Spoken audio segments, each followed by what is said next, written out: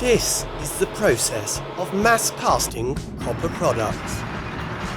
Did you know that copper is a metal that is used to make familiar items in our lives such as monuments, jewellery and decorations? If you want to know how to make those widgets, follow me in this video. Casting process for mass production of copper ingots. The copper casting process is a complicated process requiring the ingenuity and meticulousness of the craftsman. The first step in the copper casting process is to create a mold. The main raw material of the casting mold is sand. We light a fire to blow moisture into the mold, helping the sand to dry and harden. After that, we clean and apply a chemical layer on the surface of the mold to make it easy to remove the mold. Finally, the worker assembled the mold and fixed it with small steel bars so that the mold would not move.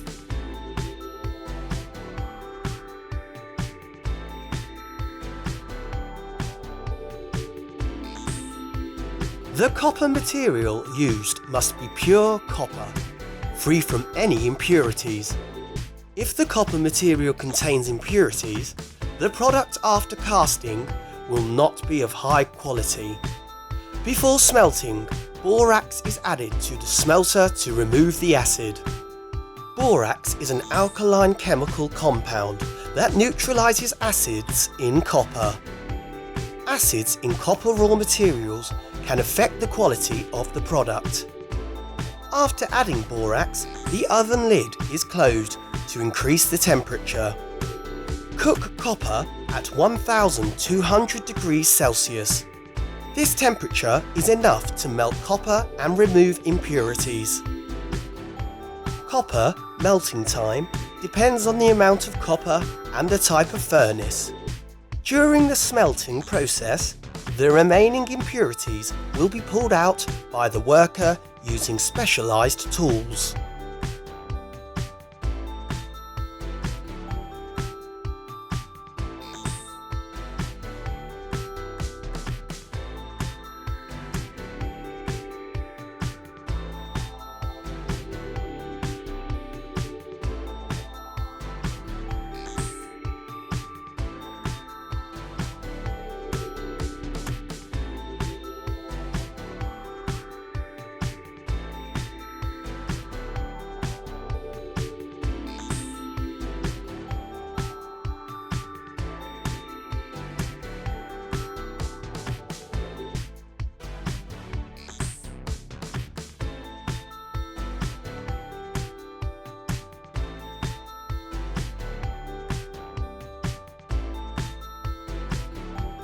The molten copper is then poured into a mold to shape the product.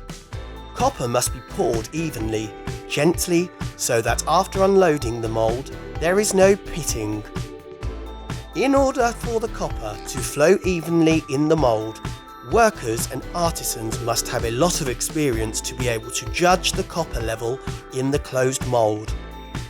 This process requires workers to have good health, meticulousness, endurance and experience to successfully complete it.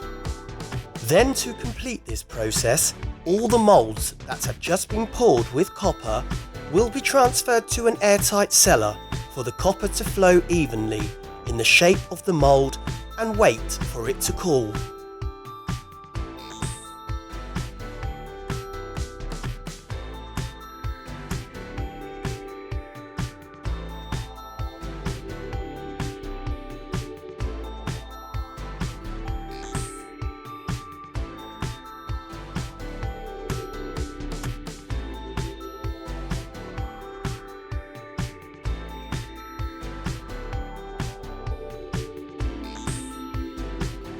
After the mould has cooled, it is transported outside for dismantling. The worker will slowly unload the steel bar and mould shell to get the finished product. Vibrators will be used to remove trapped sand.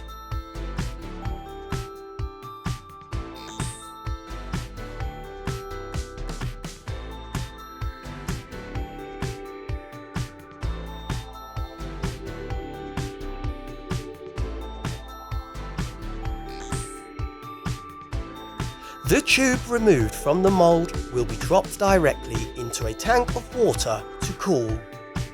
As the copper melts, the impurities will dissolve into the copper. As the copper cools, the impurities will recrystallize and rise to the surface. Cooling the water plane will help the impurities shrink and may crack if not cooled carefully.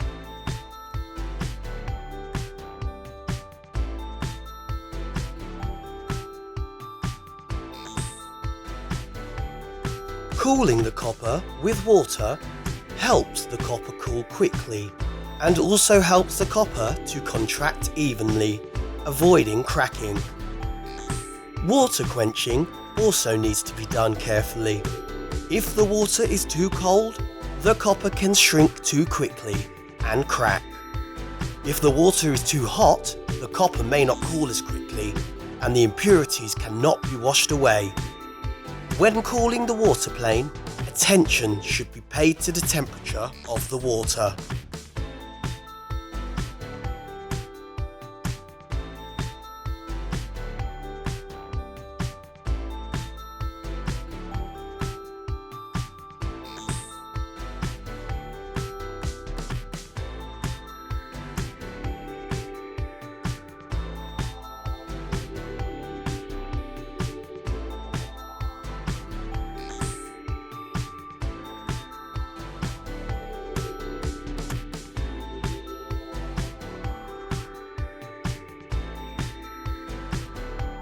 This is the stage that the artist will complete according to the customer's request.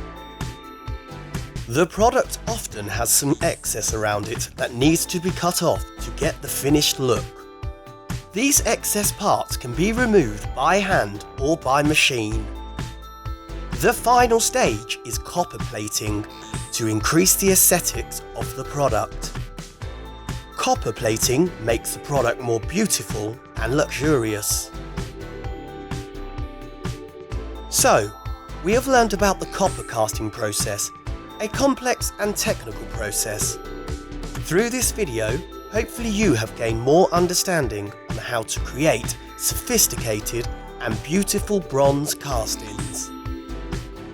If you find this video useful, please leave a like and subscribe to support me. I will continue to release new videos on different topics. I'll see you in the next video.